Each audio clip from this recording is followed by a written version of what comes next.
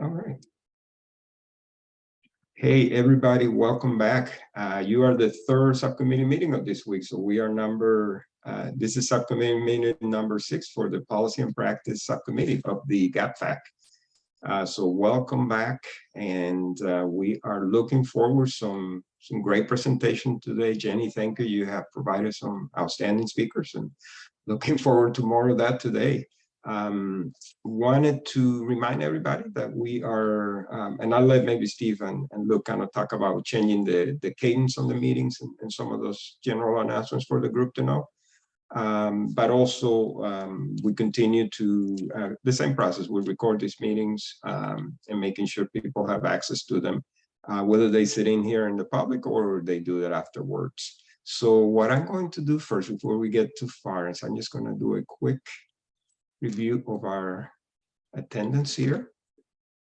And let's see. So I'm just going to go through the names and see who we have here at this time. Looks like we have, and I'm just going to say, Luke, we got you. Richard, we got you. I don't see Leslie or Antonio. Then we've got Mark. I see Mark. Mamie, I don't see Mamie. And Amlan, let's see, don't see, I think Amlan was going to have a conflict today. The two regrets we got were Antonio and Amlan. Amlan, correct. I can go back and check the emails, and my recollection was Kimberly has to leave early. Correct, okay. Got it. Okay, we got Jenny, we got you, Steve, Stacy, and Nigel, don't see them yet. And then we have Anish, I see Anish, and then we have David and Kimberly.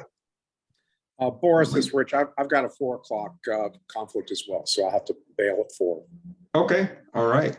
Well, sounds good. I think without further ado, I'm gonna turn this over to Steve and Luke to get us started, and let's go for it.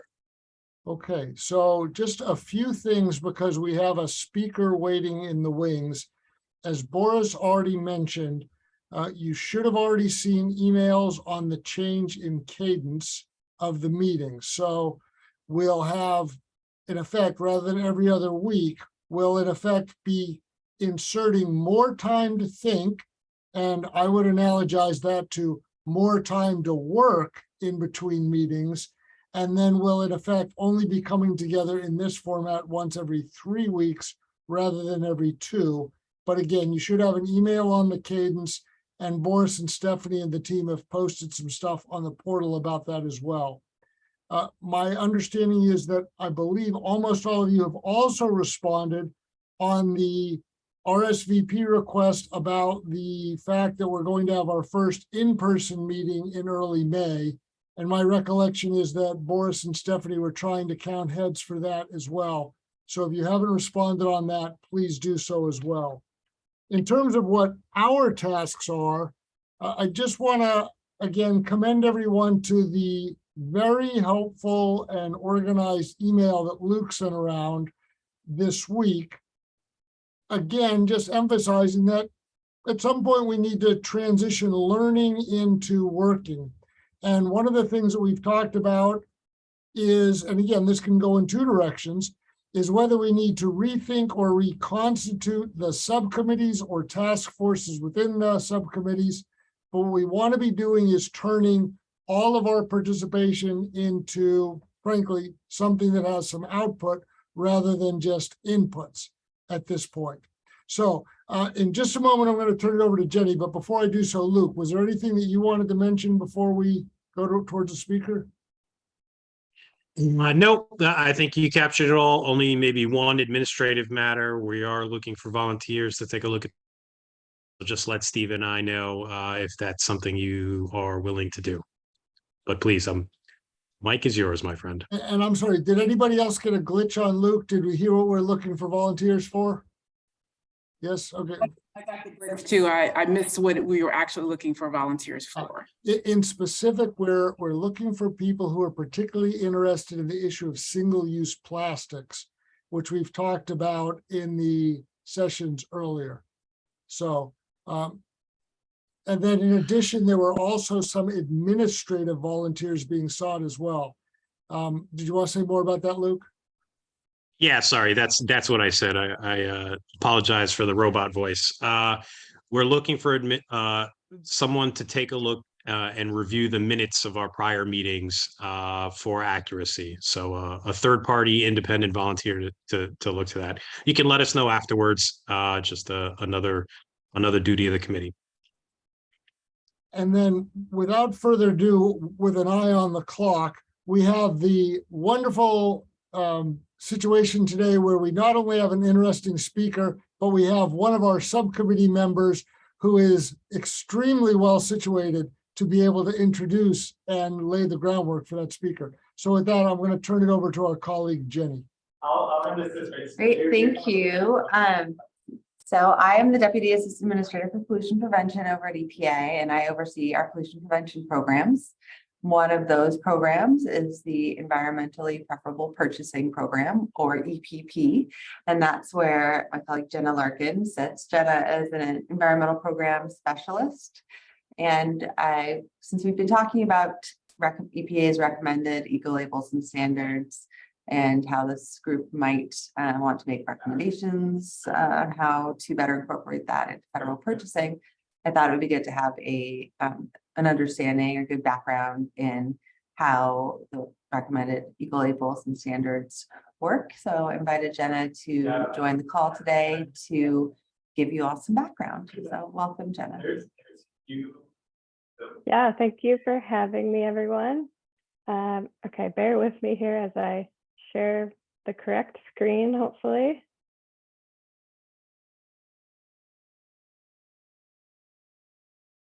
Okay.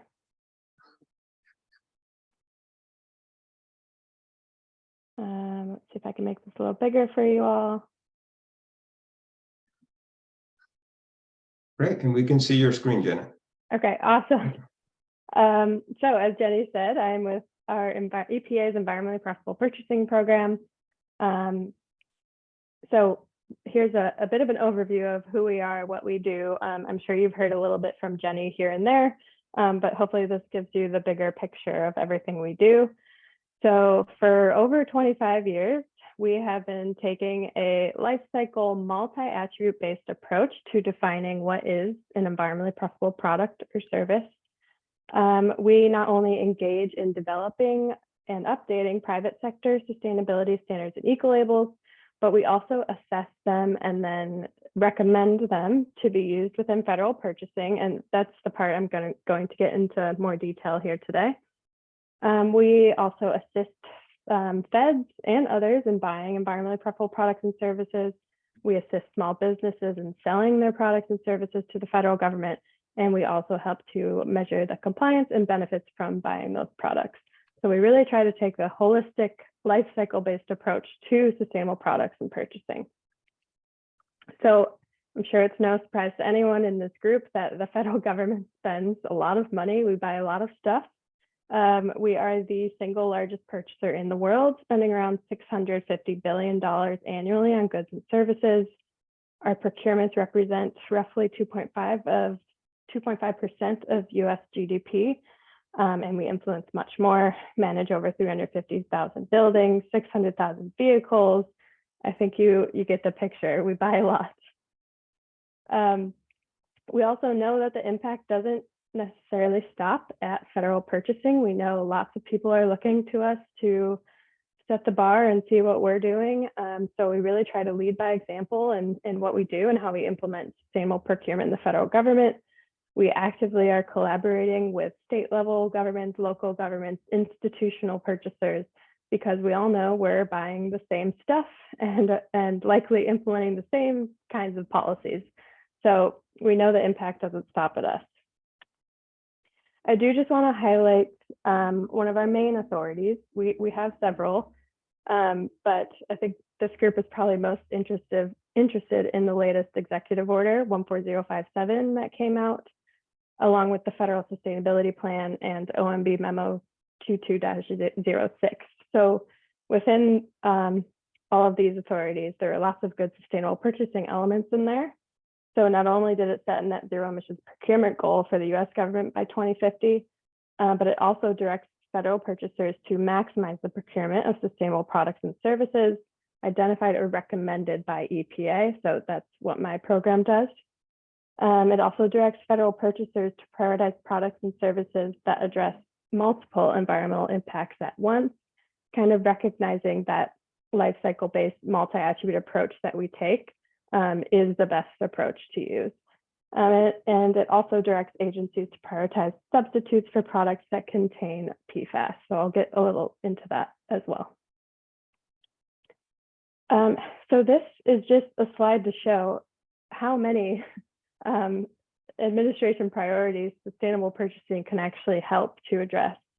So as I mentioned, we both participate in developing sustainability standards, but then we recommend them for use as well. So by recommending multi-attribute standards and eco-labels, we can help to address several priorities like climate change impact reductions, chemical safety, circular economy, environmental justice. All of these standards and eco-labels contain criteria that can help to address those administration priorities.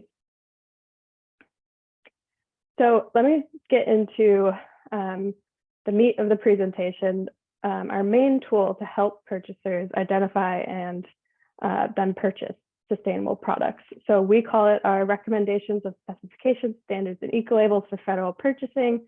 It's a very long title that we just end up calling the recommendations. So we really see the recommendations as leveling the playing field and bringing clarity to this complex marketplace. So on the left-hand side there, you'll see right now there's over 460 standards and eco-labels out there in the marketplace. It could be more than 460 at this point. So it gets really confusing really quickly for purchasers to figure out which ones can I use, which ones are greenwashing, which environmental attributes does this one cover versus this one. So that's where our program really comes into play and starts to figure these things out for federal purchasers. Essentially, we don't want them to even have to think about those issues. They can just trust us. We have a robust process, and they can easily go and find the ones for the product that they need. So there's two different ways you can get added to our recommendations. One is based on review and use by another federal agency. So at this time, we have adopted some standards and eco-labels from GSA as well as DOE. And the second option for getting added is based on an assessment against our multi-stakeholder developed framework, which I will get into a bit more soon. So essentially, after going through either of those two options, then we come out on the right-hand side with a much more streamlined set of recommendations. Purchasers can search by product category and easily see, okay, here's the ones. For example, if I want to buy carpet, we'll say, here's the multi-attribute standards you can use, here's single attribute standards you can use, essentially just laying out all the appropriate options for federal purchasers by product category. And so right now we cover 34 different product categories and recommend over 40 private sector standards and eco-labels. I think we're getting close to 50 now, actually, as well. So here's those product categories that we currently have recommendations in. So they vary from cafeteria products. We cover a lot of different construction materials, a lot of different electronic products, cleaning products, really those key purchase items that we know the federal government is spending a lot of money in. And then you'll see the ones with the little asterisks next to them are the ones that have been assessed against our multi-stakeholder developed framework. All the other ones with no asterisks have been adopted from either GSA or DOE. So we realize we don't cover all the product categories that we would like to, and that we know there's several out there that we're not covering that have great potential to reduce climate impacts, reduce toxic chemicals, address environmental justice issues. So we are going through the process right now to expand our recommendations into additional purchase categories. So we released a statement, a Federal Register notice that we were ready to expand. We said we are ready to expand into these new 7 sectors that you see on the slide here. We know these are big purchase categories for the federal government. There's existing standards and eco labels out there. So we want to see if they're appropriate to be used in federal purchasing. We also said that we're interested in expanding into categories or standards and eco labels that have the ability to address PFAS within the product. So the deadline to apply to be assessed by us closed on January 24th. The standards and eco label organizations did have to volunteer to be assessed against our framework. And then we're in the process right now of starting to prioritize all the applicants that we got and deciding, okay, which purchase categories can we do first, which purchase categories maybe come in a second tier, a second phase of assessments and stuff like that. But we are really pleased with the applicants we got, and we did get a large amount of applicants, which is good.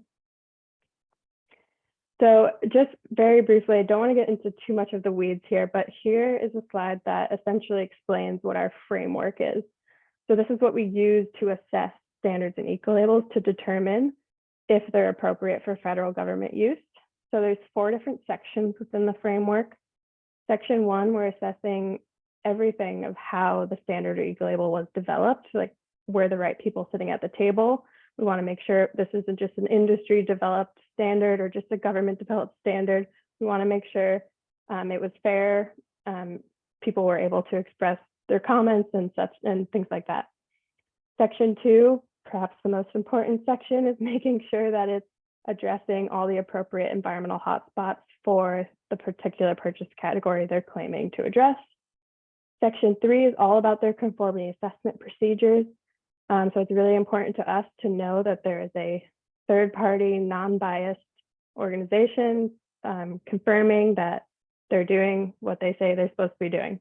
And then Section 4 is all about how they manage their eco label in the marketplace.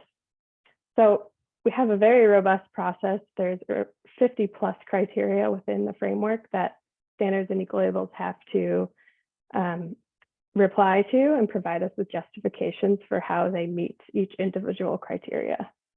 And by the way, this was a multi-stakeholder process to develop the framework. It went through several public comment periods. So we really tried to be as collaborative and transparent as possible when developing this framework. Just a little tidbit of how we are starting to help purchasers identify products that don't contain PFAS. So we looked through all of the 40 plus standards and eco labels we're already recommending for use in the federal government.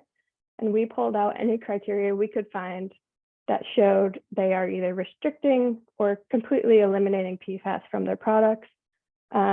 And we essentially confirmed that information with all of the standard and eco label organizations. And then we published a new webpage. This was back in February of 2022. So on the webpage, you can see exactly which standard and eco label, a summary of the criterion language within the standard. So you can see, are they addressing the entire class of PFAS or just PFOS, just PFOA? Is it required? Is it optional? So the first step is just to make this information transparent for purchasers to see and then make decisions from there. We also, after publishing this webpage, hosted a webinar with the standard and eco label organizations just to actively encourage them that this is an important topic for the federal government and to encourage them to either update or create brand new criteria within their standards to help address PFAS in certified products. So I want to start to get into some of our work to collaborate with GSA on sustainable purchasing. So we understand federal purchasers don't necessarily come to our website to find sustainable purchasing requirements or to find products to buy. They really are using GSA tools, GSA contracts. So we have been actively collaborating with GSA to try and get our recommendations and all the sustainable purchasing requirements into GSA contracts and GSA purchasing tools. So one of the ways we've been doing this is called the Sustainability Check Initiative. We are collaborating with the Category Management Leadership Council on this initiative, essentially reviewing the biggest GSA contracts Right now, we're just focused on best-in-class contracts and getting the category managers to review those contracts and figure out if they're appropriately incorporating the sustainable purchasing requirements. And if they're not, then they are encouraged to update their contract and get the correct language in there. So as I said, we're focused right now on this best-in-class part of the pie chart, this blue here, and then we anticipate moving on to these other areas which have contracts with significant amount of spend in the federal government. And so now I'm going to switch focus on some GSA e-procurement tools, not necessarily contracts, but different platforms, different tools that GSA manages that we know purchasers use often, and how we've been incorporating sustainable purchasing requirements into these tools. So I'm going to touch on 4 of them today. This last one was a last-minute add, if that's a surprise to anyone. So GSA's Green Procurement Compilation, this is a really cool tool where if a purchaser is wondering, like, okay, I want to buy carpet, how do I know what are the sustainable purchasing requirements in carpet? You can go to the GPC and it will, well, actually, sorry, I should use paint as the example here. You can go to the GPC and it will show you exactly what are the statutory mandates in this category, if there's other federal eco-label programs in this category, and then what are the private sector standards and eco-labels in this category. It also provides some links directly to the contracts where you can buy that specific item. But then I think the really cool part of this tool is a little green bar here. When you're searching, you can click on this binoculars language, and it brings you to what they call the SF tool product search. And this is essentially like an Amazon type tool where you can click on different filters. Say you want to only look at bio-preferred products, or say you want to only look at Green Seal certified products. You can use these drop downs to filter for products like that. And it shows you how many products are available, pictures. You can click on here and see more details about the product as well. This is really just a market research tool for federal purchasers. To my knowledge, you cannot actually buy the item off of this tool, but it's a very, very powerful market research tool for sustainable products. And I think the best we have in the federal government. So another tool is called GSA Advantage. I think you all might be familiar with this one. So there is an environmental programs aisle within GSA Advantage, and we've worked with GSA to help them edit some of these labels on here and make sure that they're accurate and appropriately labeled and all that. But they do incorporate our recommendations into this tool as well. I would say this tool isn't as good as the SF tool product search. It does rely heavily on vendor self-declarations. I know they have been starting to work with some of the eco-label programs to pull in their APIs and their live data feeds. So there is less mislabeled products happening on this site. But I think they have only worked with Safer Choice, WaterSense, and Energy Star so far.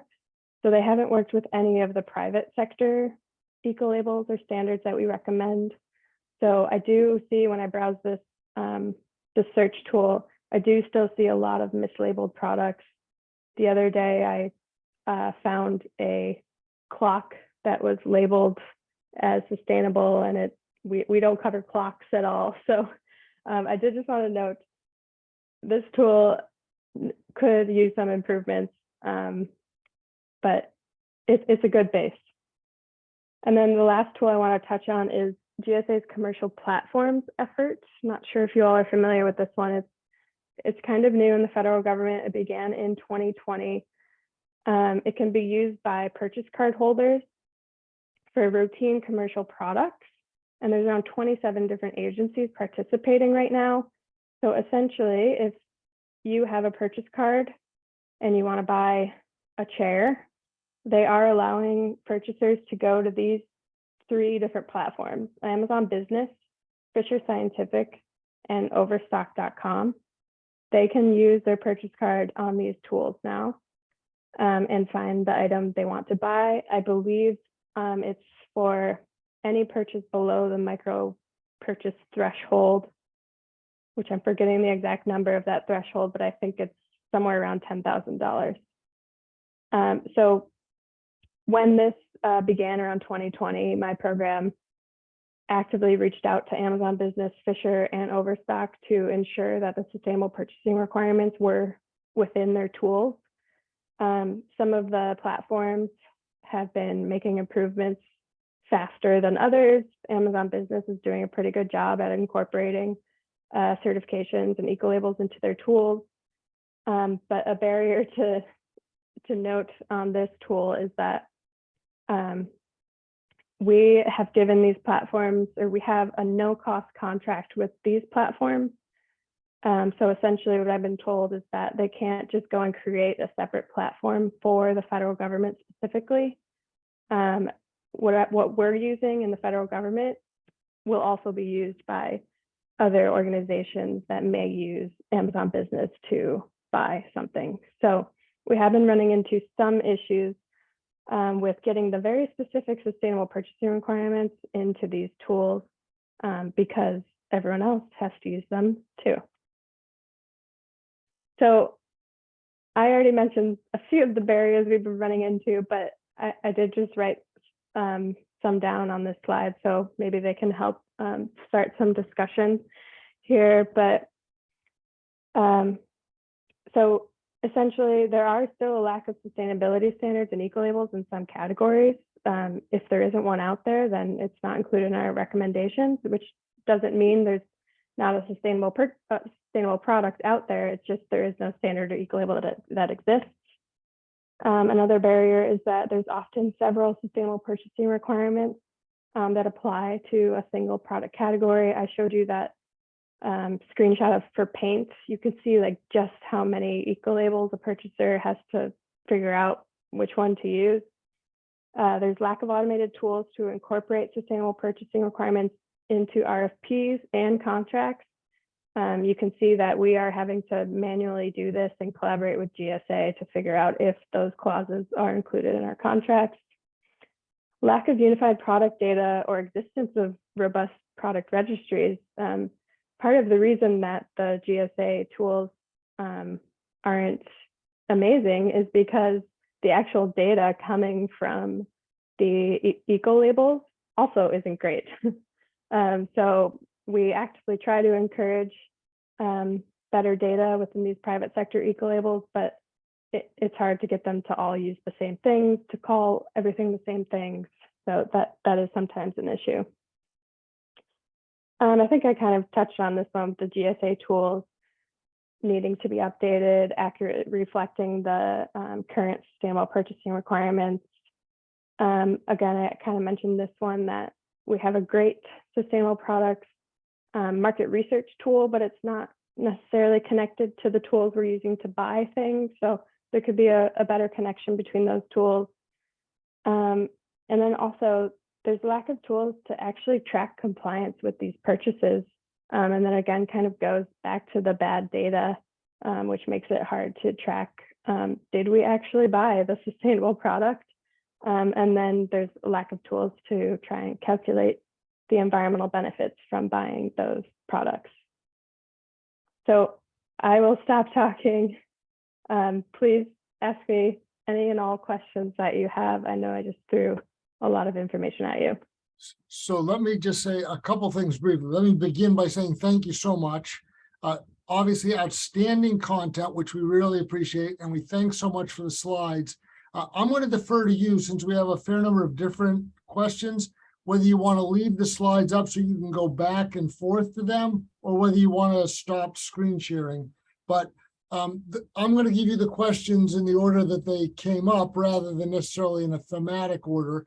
And what I'm going to do is turn to our colleagues and they can either re-ask their question, or I can read it for them, but The first question came from Mark and was about carbon footprint. So Mark.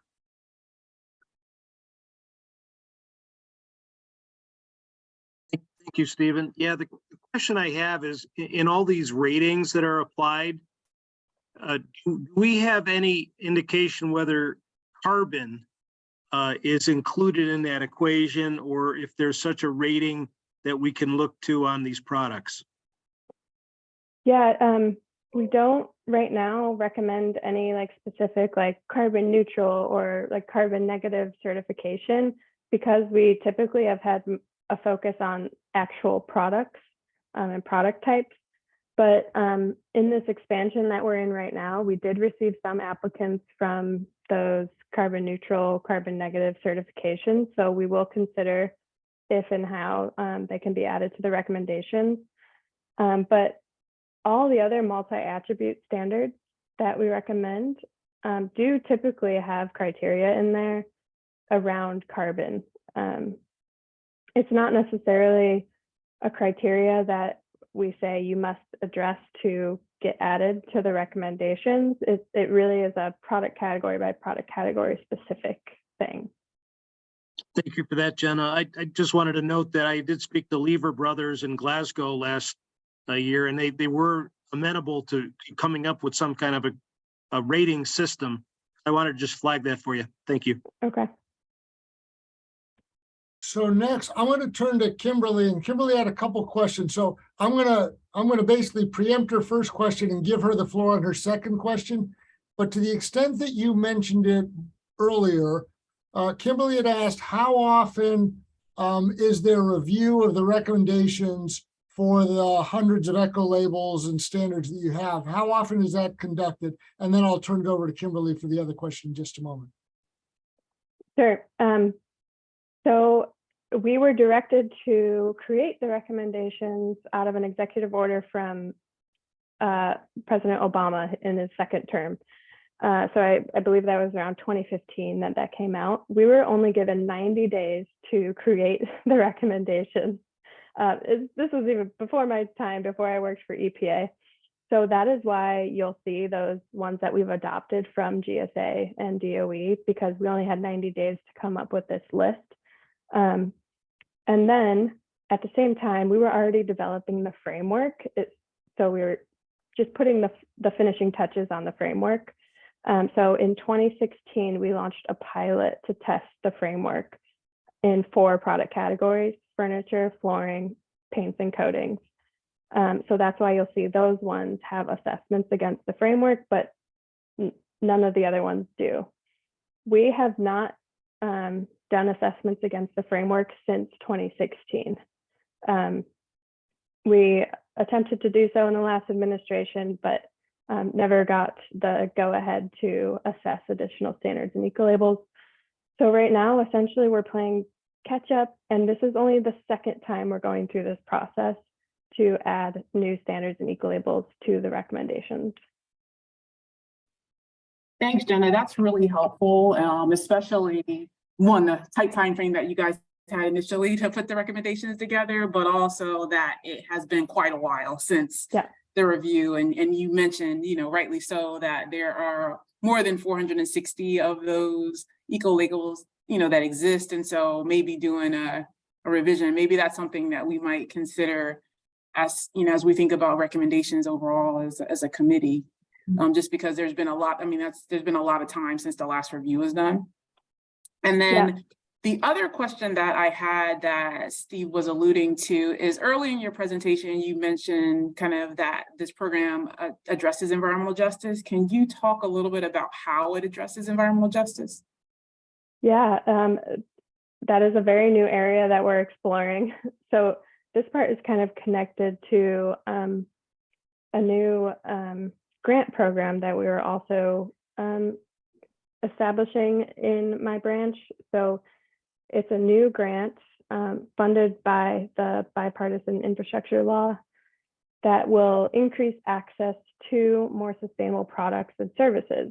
And so one of the tools to use to find those sustainable products and services will be our recommendations of standards and eco-labels. And we've started to go through category by category and try to make those connections to environmental justice. But I would not say that we're very far along that process.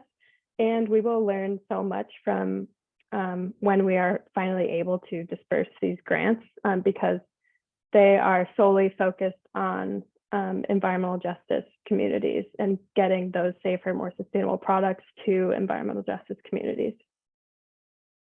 And before we leave that one, I have to say, it's kind of interesting.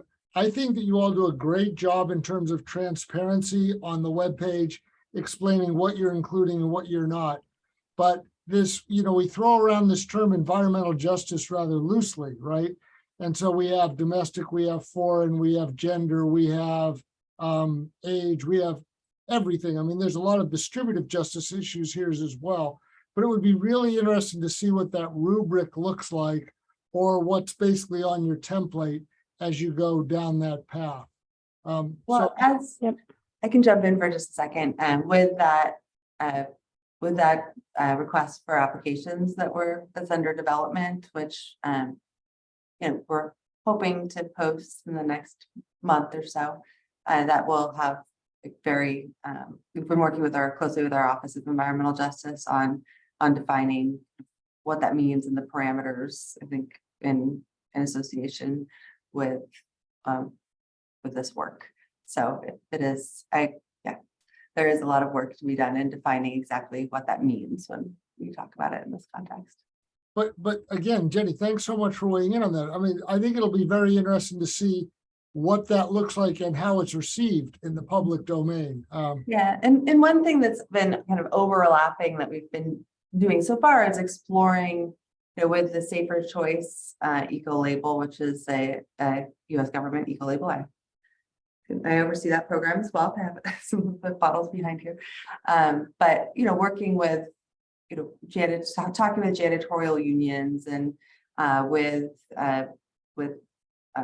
stores that service low-income communities to get those Safer Choice certified or other eco-label certified recommended eco-label certifications into people who, for example, are working all day, every day, almost every day with cleaning products. So looking at, that's one kind of angle, but happy to talk more once the RFA is out. But also I just wanted to go back just 1 second to Kimberly's other question about assessing that, other eco labels that are available in the marketplace, because there are so many. And so Jenna, maybe you go back to the timeline for just a moment with the framework, because we did have kind of a call for eco labels to be assessed. And then, so that already happened through the Federal Register, and we did made some noise about it. But now we've had responses from eco label organizations. And so we're in the process now of looking at what resources we have, because it is relatively small staff here in kind of prioritizing going forward. But I'll let Jenna talk about that. Yeah, exactly. We're in the phase right now of prioritizing which purchase categories we should do first, second, third, et cetera. And we are keeping in mind, like, which ones can help address environmental justice, which ones can help address carbon emissions, PFAS. There's lots of different factors to think about when picking which purchase categories to do first. So we are hoping to release our plan by May of 2023. And then whatever purchase categories we decide are coming first, we would reach out to those applicants and say, we're ready to assess your eco-label against our framework. They would have, I think we're going to give them around 120 days to fill out all of their justifications to all the criteria within our framework. They send it back to us, and then essentially we determine if they meet or do not meet our criteria. So we're hoping to have the first phase done and new standards and eco-labels added to our recommendations by the fall of 2023. There are lots of different factors to consider in there, so I hope we can stick with that timeline, but we definitely want to try to get it done this year, at least the first phase. So changing gears just a little bit, I'm about to turn it over to Nigel, but I'm also going to exercise the chair's prerogative to be totally arbitrary. Nigel's got a series of questions, and I think it makes sense to hear them together because you may want to address them in different order. But go ahead, Nigel. Thanks, Steve. I think my questions really center around the comment you made about the tool being available for market research, but not necessarily procurement. Can you dig a little bit deeper in that? Because I was wondering how the rubber hits the road. Is that a technology problem? Is that a policy problem? Are you prohibited from connecting? Like, what are the challenges that are there? And if it is a technology problem, if it is a policy problem, what recommendations would you make in order to be able to bridge that gap? I'm not sure I can answer that question just because both of the tools are managed by GSA. I don't know the reasoning for why they're not connecting these tools to be better utilized by federal purchasers. I mean, we actively encourage them to do that, just that. But essentially it's GSA's decision on how these tools are incorporated into their contracts and their purchasing. Steve, do you know if the procurement workforce could be trained on these specific tools? Is that and Jenna, just to be clear, and Jenny already knows this, but Nigel and I are a very like mind on this. And I personally think that this is an area where we may be able to make some very helpful, relatively strong recommendations to GSA. And GSA is in the unique position where, because they control the tools and the portals and the platforms, it might really make a difference. But again, I think, Jenna, that we are thinking along the same lines.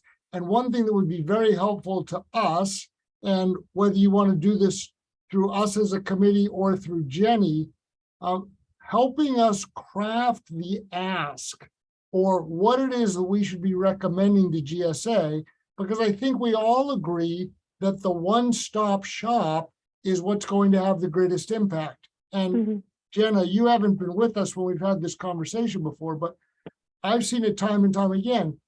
People get introduced to the SF tool or the GPC or whatever you're going to call it, and their immediate reaction is, wow, that's really powerful, but holy moly, what am I supposed to do with this? Whereas on the environmental aisle, it's, I'm going to buy this, and it's almost a binary, yes or no, green or not. I think that we as a group are leaning towards the ability to get to the latter, but we welcome your collaborations with that. Yeah, I actually love how that's sounding. I think my team has thought about that as well. Like, I don't know if you're familiar with Amazon's Climate Pledge Friendly label. If we could do something like that just within our own federal purchasing tools, like just come up with one overarching label, like a green check or a green leaf, whatever you want to use. And then there's all those different little elements with beneath that, but they never need to see those little elements beneath that. They can rely on us that we did the work and that the thing showing up with the little green leaf is what they should buy. Yes, if that's what you're describing, I'm on board. But can we just tease this out for a moment? Because there's two things involved there. One, could you just remind everyone, because I know you mentioned it, but a lot of times people miss this the first time. You talked about the difference between single attribute and multi-attribute labels. And the other one is, and this is the issue that I was suggesting earlier, when people go to the environmental aisle, sometimes they're taken aback when they see that disclaimer that the contractor can self-designate or greenwash or greenwish or whatever they're doing with the labels. So any thoughts on those two things? Yeah, so let me just back up to kind of explain the sustainable purchasing requirements and how they're kind of organized within the federal government. So first we have statutory sustainable purchasing requirements. Those are ones that are written into a law somewhere. So those are biopreferred, CPG, which is all about recycled content and products, Energy Star, and I'm missing one. SNAP, I think, is the last one. ozone depleting substances. So we have created this very siloed, very single attribute life for ourselves in the federal government. BioPreferred only focuses on bio-based content in a product. CPG only focuses on the recycled content in a product. But because it's written into law, it goes above all of our private sector standards and eco-labels. So right now in that latest executive order that I was showing, it says purchasers must buy products that meet the statutory purchasing requirements. And those are all single attribute requirements. And then to the maximum extent practicable, purchasers can buy products that meet our recommended standards and eco-labels. So one of the issues we've seen with this approach is that, say, for the paint category, like I was showing you, BioPreferred is a statutory mandate in that category. So purchasers must buy a product that meets the BioPreferred requirements. But using those market research tools that I showed you, I've tried to figure out the overlap here. Like, okay, how many products can we actually buy? I've found out that there's really only 2 products that are available for federal purchasers to buy in that category that both meet the statutory purchasing requirements and one of our private sector standards and eco-labels. And really the lesson here is that bio-based content for paint is not the environmental attribute we should be focusing on. The VOC emissions, the off-gassing of that paint in our buildings, in our homes, should be the environmental attribute that we're focusing on. But because BioPreferred is written into a law, that takes precedent over any of the paint products that are actually helping to not have off-gassing in your home. I don't know if that makes sense to anyone, but that's kind of the distinction between single attribute and multi-attribute and how they're interacting together. And then, and I'm going to turn it over to Boris in just one moment, but could you just say one more word about, in the long run, this idea of the self-certification or self-claiming? Yeah, is there a way around that or not? Yeah, I think there is. And the way around that is what the SF tool product search is doing. They are, they're just hooking their tool up to the private sector product registries. So their product registry data is just automatically getting sucked into the SF tool product search. That way we don't have this issue of vendor self-declaring that their product is sustainable. You know that it is because that actual certification gave us their data. So we know that's accurate. So I think the SF tool is great to know that things are accurately being labeled, but it doesn't have that purchasing element, like I said. So if we could merge SF tool and GSA Advantage somehow, they both have their benefits and their negatives, but if we can merge them together somehow, I think that could really help. Hey, Steve, I'd like to give Rich the opportunity. He's got a hard stop at 4 o'clock. Oh, okay. And yeah, I'd like to move Rich up if that's okay with you. Like I see Nigel and Jenny have a hand up, but just to give Rich an opportunity before he has to drop out. Thanks. I appreciate that, Boris. So in those instances where an eco label becomes a procurement mandate, is there a concern that placing this inherently governmental determination in the hands of a private sector party who serves as a gatekeeper to the federal market creates any kind of policy conflict? And the specific instance that I raised this concern regards the rollout of the EPEAT program. I was in the IT industry and they had no motivation to hold their costs down. It cost us thousands and thousands of dollars to get the EPEAT credential, which was a mandatory credential, and many small businesses couldn't afford it and therefore were left out of the federal market. So I'm curious what oversight occurs in that context. Yeah, so within a framework, we do assess how the standard was developed. making sure that the right people were sitting at the table. All industries are represented in the development of the standard or eco-label. But to my knowledge, we do not assess the certification costs to a standard or eco-label. However, in the federal acquisition regulation, it does, well, that's not gonna, so you're more getting at the angle of you have a product that you want to get certified to an eco-label, but it may cost too much. Is that what you're saying? Well, not only that it may cost too much, but that unless I obtain it, I can't sell to the federal market because it's a procurement mandate.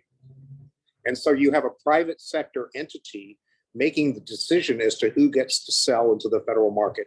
I would maintain that as an inherently governmental determination and that a private sector entity shouldn't have that power.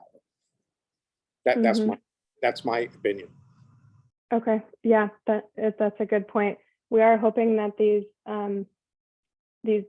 new grant program we're hoping to use the money to help with certification costs and stuff like that. But I know that's not going to fix the whole issue that you're bringing up. But thank you for saying that. Great, thank you. And Boris, great catch on the timing there, but back to you then. Go ahead. Yeah, just my question. I think you've already kind of answered this, Jenna, but the idea is that, what are the current top priorities for this sustainability check initiative? And what we're looking for is there anything this committee can help? Because this is a GSA advisory committee, so what great place to be. I think you talked about the integration of the systems. I think that's a good one. We've talked with Brandon Conaway as well as Katie Miller already, and they're in kind of in our, but I just wonder your opinion on where you think would be the biggest impact that we could make. Yeah, I think helping to merge or update these, the GSA tools is one of them. But also just developing or implementing an automated tool that gets the sustainable purchasing language into all of our RFPs in the beginning. That way we don't have to put all of this time and effort in at the end to make sure that the language is in there. I believe there are a couple automation tools already out there that some federal agencies are using that helps them choose the language to put in their RFPs. And I think my other colleague, Holly, may have presented on that, but maybe a different subcommittee. Yeah, that's what I was going to flag, is that I can look back at what date that was, but I know Holly had presented to, I think, the workforce subcommittee on the sustainability check and automation tools. And so I think we'll flag the difference too between the work in contracts on the tools to get this language into contracts versus the kind of some of the other purchasing tools where we're talking about direct purchase through a web platform too. But I will say that entering government, I was surprised that at the lack of ability to just sort and purchase like you would in some other areas.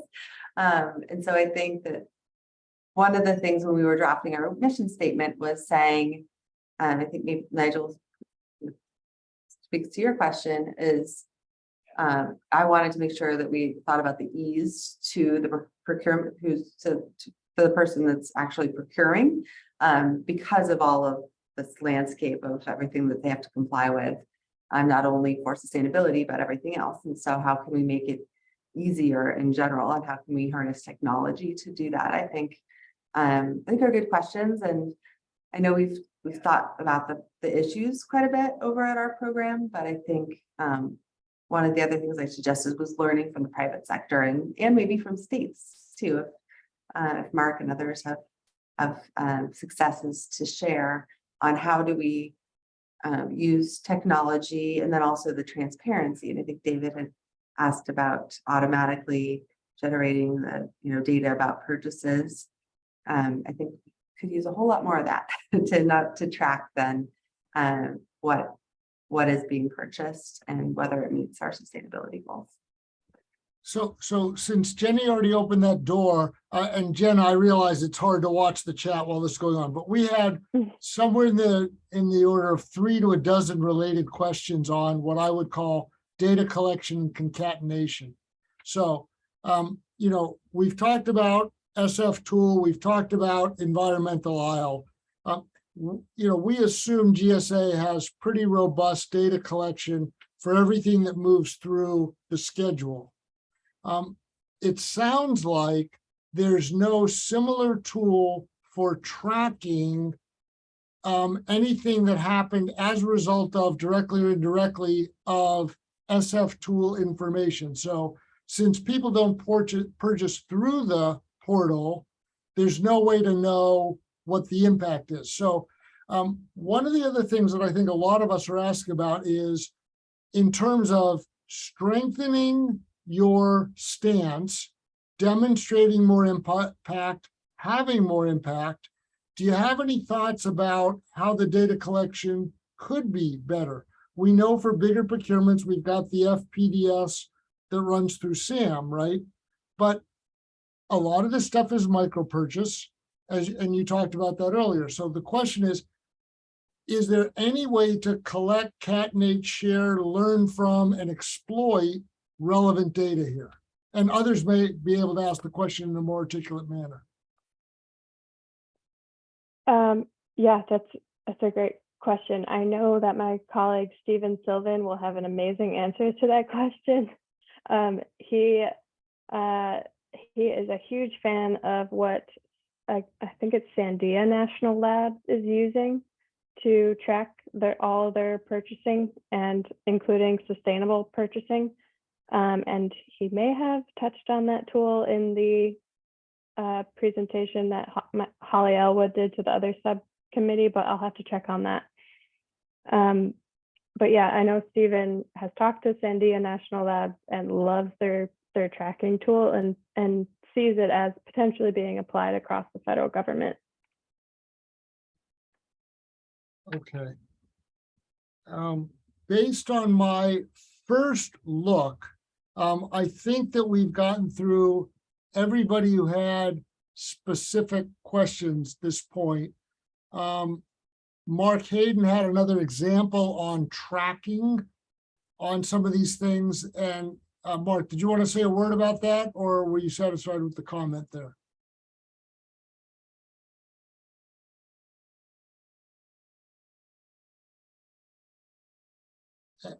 And we may have lost them. All right, I want to go back to first principles, and we've got you here, we've got Jenny as well, and I realize we only have you on the schedule for a few more minutes.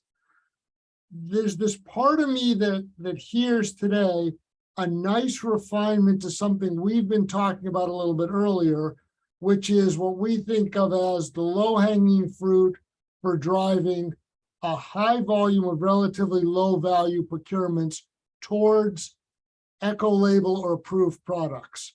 And we've talked a fair amount about the environmental aisle, warts and all. And I think that everybody who has this conversation talks about the SF tool. So I just want to come back again to you and Jenny and Holly or anyone on your team to help us think creatively about how we can make that work, as you say, somewhat like what happens on Amazon today. Although I have to tell you, I'm not as sanguine about what Amazon's doing as you are. I think there's a difference between getting the pop-up and seeing the icon versus, in effect, driving people potentially through a default to the aisle and basically saying, for example, using a behavioral economics or nudge.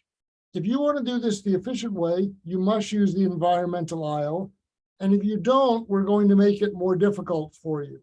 So I guess our question is, how do you help us visualize or describe what it is that GSA could be doing that doesn't require a statute, doesn't necessarily require a FAR case, and can bring all these tools together? Yeah, I think what you're referring to is that has happened in the federal government before is called choice editing. So essentially only compliant products show up first. And then if for some reason those products, you don't like those products or they don't work for you, then you could see all the other ones. I think that is a great option as well. I have spoken to SF Tool before about like their potential, and we've talked together about maybe them developing a filter for PFAS. So you just click on the filter and you see all the products that don't contain PFAS. Their response typically always is that they are working on a shoestring budget and they cannot implement new filters without additional funding. So I think it's an amazing platform, has great potential, but unfortunately not getting the funding that it needs to be the tool for all federal purchasing. So let me put two more out there. And again, I tried to signal in advance that these are coming, but Yeah. on the one hand, we often think of the federal supply schedule or the like as the way that 1102's contracting officers, people with a charge card buy. So then the question is, how effectively could we drive this down to the first and lower tier subcontractors and suppliers? And then the other issue is the larger one of whether there's a pathway to expanding the cooperative purchasing program so that more states could buy, particularly either through the environmental aisle or through SF Tool or something else like that. Thoughts on either of those? So I think the GSA Advantage tool could be a pretty simple fix. I've seen the back end of GSA Advantage of what vendors have to choose from. Like they have little check boxes as well when they're listing their product on GSA Advantage. And the options to choose from for sustainable product is very limited and non-descriptive. And so it's definitely a reason for a lot of these products being mislabeled. I think they might only list the statutory sustainable purchasing requirements like Energy Star, BioPreferred, SNAP. And then they may just have like a box that says EPA recommended standards and eco-labels.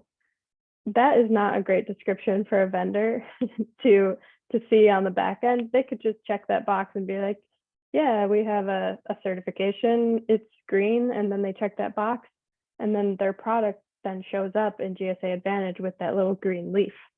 If we could just help them edit those options of what the vendors see when they're saying, yes, my product is a sustainable product, and be much more descriptive about the certifications, the names of the certifications would even help. I think that would vastly improve the product showing up on GSA Advantage.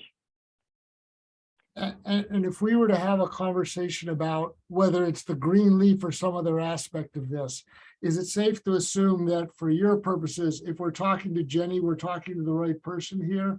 Or is there another path we should be taking? No, that talking to Jenny would be the right path. Okay. And as far as your second part of your question of getting other state level governments to use this tool as well, to be honest, we have not delved into that topic at all, but it's a great idea. As long as we can improve the tool to show us what we want, I think it's great for others to be able to use it. So it is interesting. Once we open that door on cooperative purchasing, first of all, I think it's more complicated, but it's interesting because the incentive structure is a little bit different. So I think that it's very difficult for me to understand all of the incentives in your organization, but GSA does have an incentive to grow scheduled business. And so it may be the way that we can drive that train is to offer them, this is an opportunity to kill multiple birds with one stone in that regard. You know, Okay. and you know, one of the advantages for the folks on this subcommittee, we have Ann Rung in the larger committee, and this is very, very much in her wheelhouse and others as well. But you know, I believe it was in one of your first slides, you talked about category management. And so it seems to me there's a lot of potential there if we could bring all the right people together. Jenny, please. Yeah, I wanted to see if, just speaking of, so EPA, we do a lot of thinking about the recommended eco labels and standards, and then talk with GSA about this, but I think this committee is a good reason to really zoom out and look at the wider landscape and what can we incorporate that's being used elsewhere. And so I wanted to see if Mark, I'm not sure if he's still on, would be willing to volunteer to talk about kind of what he's doing in his state, because it sounds like there is, it sounds like they're making strides with purchasing and tracking. So if he's still here, I wanted to see if he'd be willing to volunteer. But otherwise, I think getting future speakers on what the private sector is doing as well, maybe Anne in particular, to continue this conversation. And I hope we haven't lost Mark, because Mark also spoke to some of these issues in our workforce committee meeting the other day. But Mark, do we still have you? Hey, Mark, you might be on mute. Or maybe he stepped away for a minute. Yeah, We can follow up, I guess.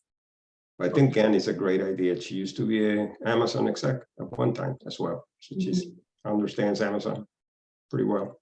Yeah, and I think, you know, not necessarily the same platform, but just the use of filters and tracking and be powerful. So let me suggest this. Jenna, if you could stop sharing, that would be great. I can't thank you enough on behalf of the subcommittee. That was really, really great. It's good to know that we have access to you through Jenny, which means you can run, but you can't hide. And you definitely haven't heard the last of us here. But again, speaking on behalf of the committee, the subcommittee, thank you again so much for the time. Thanks for the preparation. Thanks for indulging in our questions. And with apologies, thanks in advance for continuing to work with us on these issues, because we don't think you're off the hook yet. So, no worries. Happy to help you further. Thanks for all the great questions. Please send me others if you think of them. Thank you, Jenna.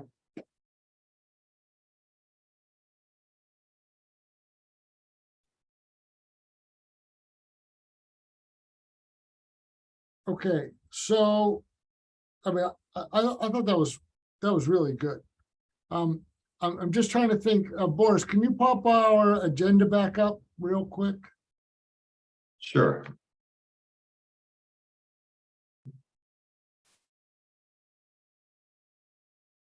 Yeah.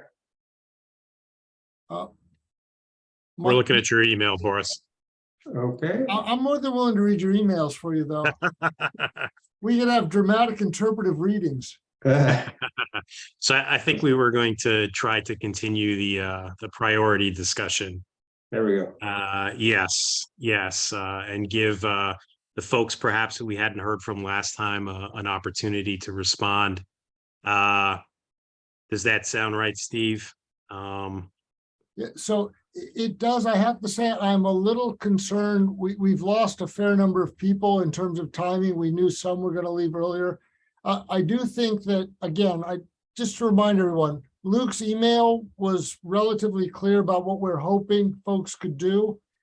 Maybe one thing we could do is take a few minutes today and see if anyone wants to individually weigh in, or otherwise just kind of move ahead at this point. But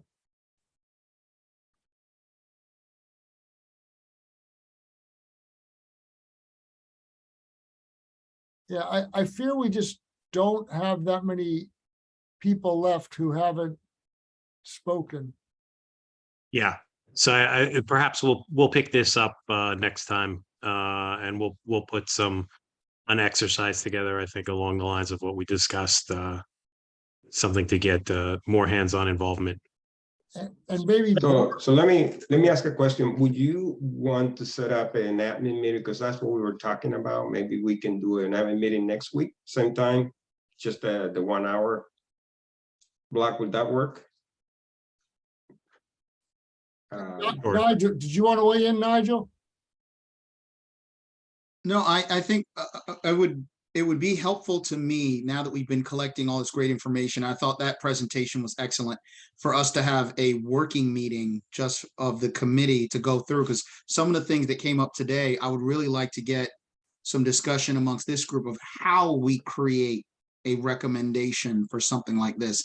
Because my concern, I think, the combination of how we address the gap with access to actually purchasing, how we do that in such a way where we are not allowing one commercial provider to be the gatekeeper, how we ensure all of the requirements around small business participation and so forth. Because in my experience, when they raised the threshold for those purchase cards, it decimated a lot of small businesses that were selling office supplies and things like that to the federal government. That was early 2000s, mid 2000s, right?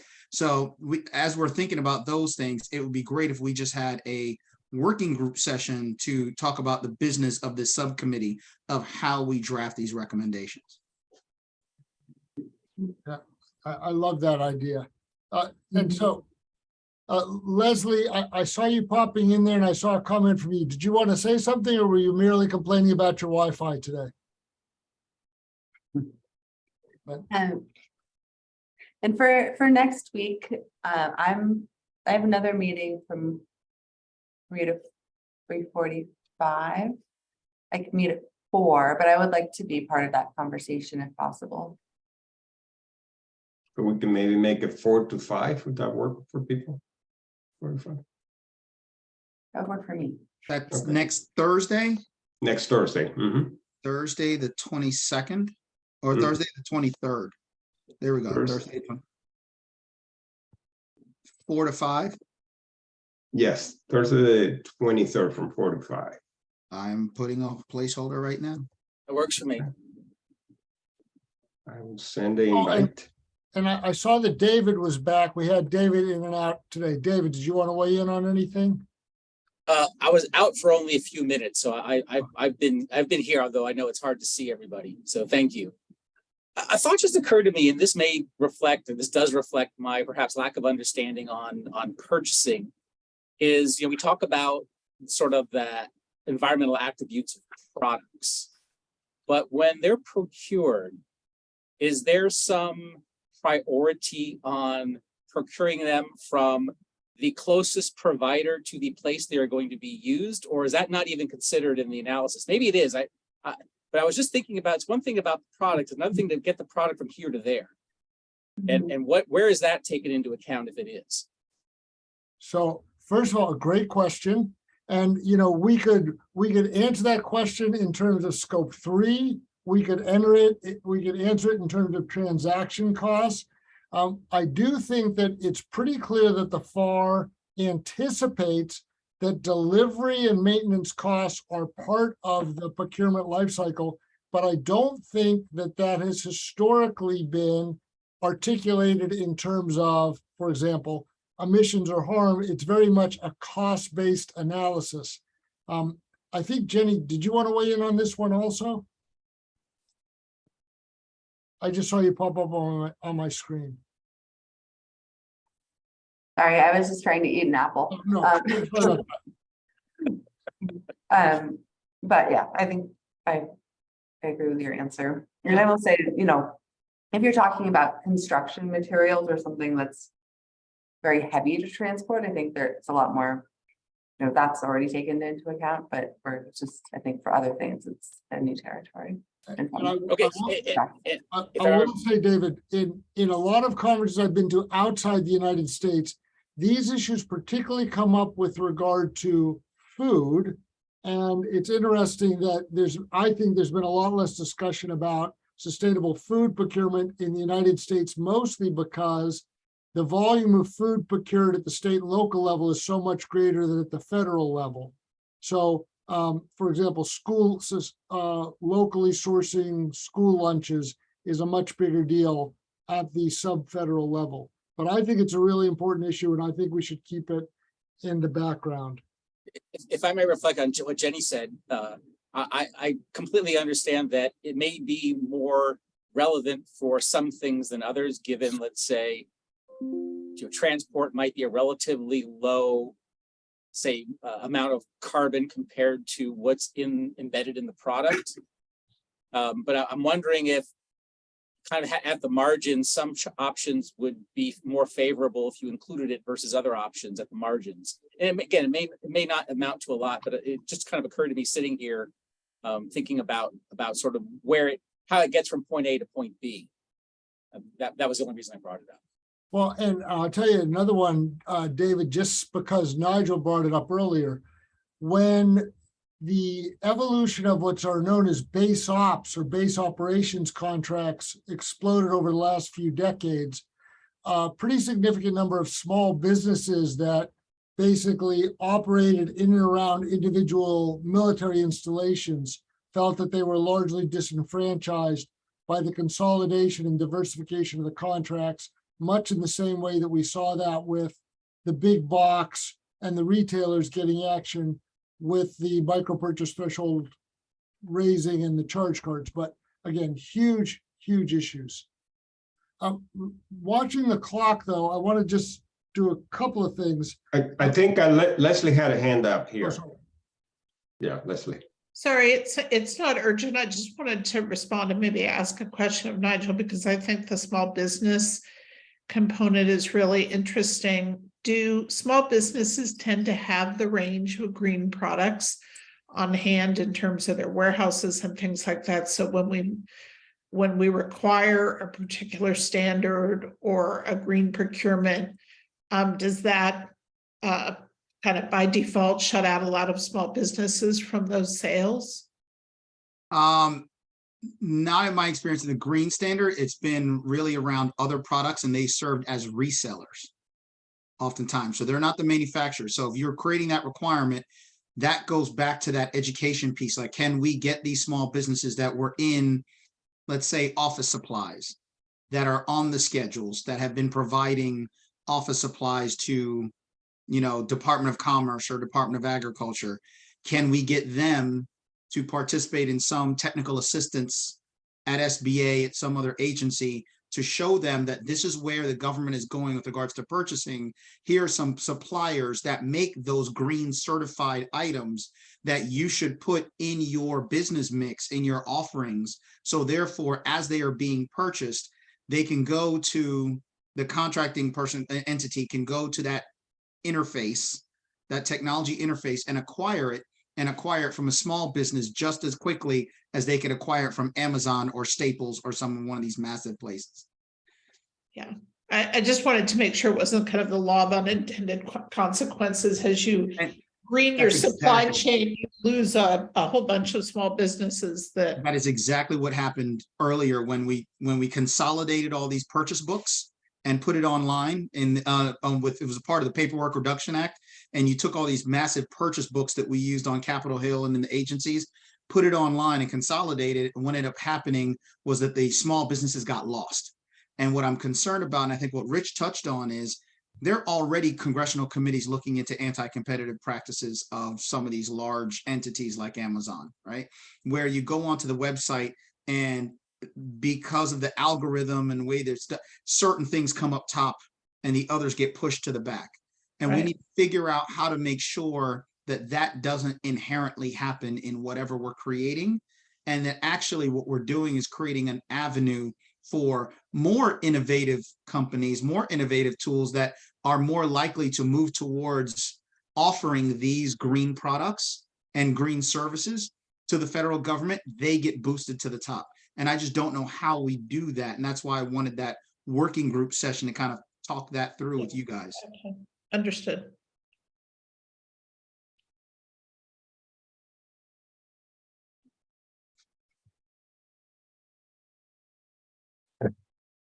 So, Boris, did you want to do our formal call for public comments? Yeah, let's do that. I think we just have one person here, Neil Holch. Neil, do you have any comments to make or anything you'd like to share? Thanks, Boris. No comments today. Appreciate it, though. Okay. All righty.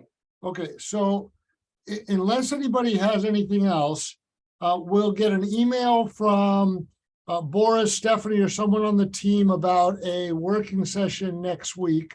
I'm going to again ask everybody to take a look at Luke's email, both on the topical issues and also on the administrative volunteers.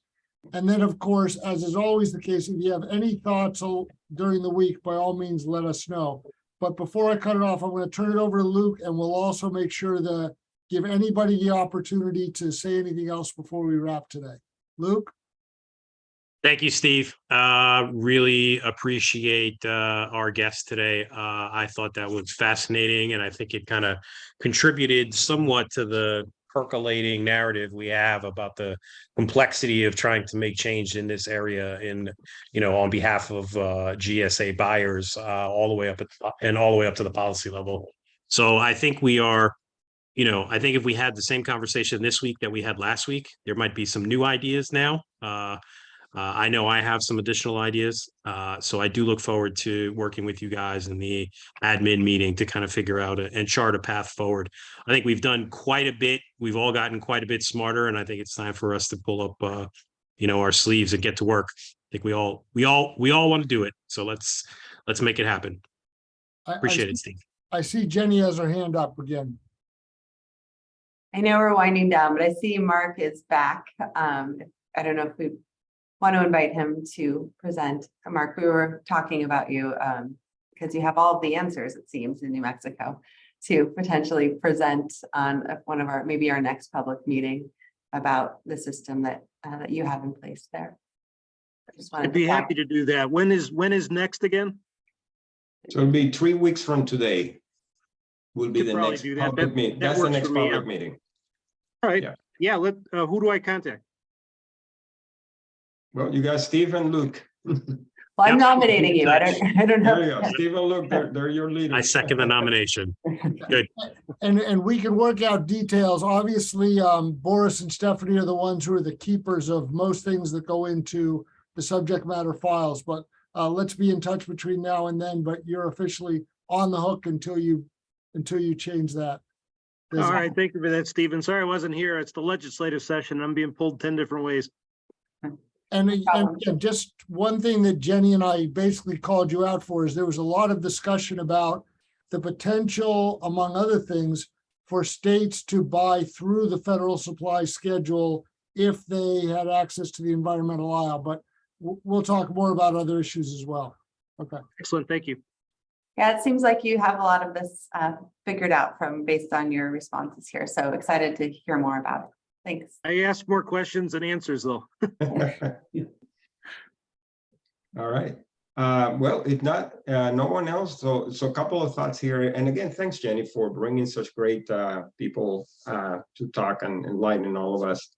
Definitely, even as a non-member, I heard a couple of things today that really perked my interest in terms of systems integration. And I know Brennan was interested in some of that from the GSA side too. So I think we have some potential new things here that could be really exciting for this subcommittee to explore in terms of advice. I think I will send a calendar invite for the meeting on the 23rd from 4 to 5 p.m. Eastern Standard Time. And then look, if you're around tomorrow, I've got some ideas on how to organize that meeting, things based on some of the things we've done with the other subcommittees, and I could help maybe plan that a little bit That'd be just great. for the prep work for that. Yep. I think that's it. Unless Stephanie, do you have anything else? Anything else? No, I just want to echo, it was a very great meeting, very great conversation, listening in. Also, in regards to the admin notice that Luke put out, just want whomever is willing to volunteer. The minutes are already written. All you have to do is review them and make sure they're in line. So we've done a lot of the work already. So for anyone who would like to step up to that, we're not making it difficult. That's all I have. Thanks. Oh, thanks everybody. And yeah, so great meeting, and then looking forward to meeting all of you on May 4th here coming up. It'll be here before you know it. Anyhow, this will then conclude today's meeting. We'll go ahead and adjourn this meeting. Thank you all.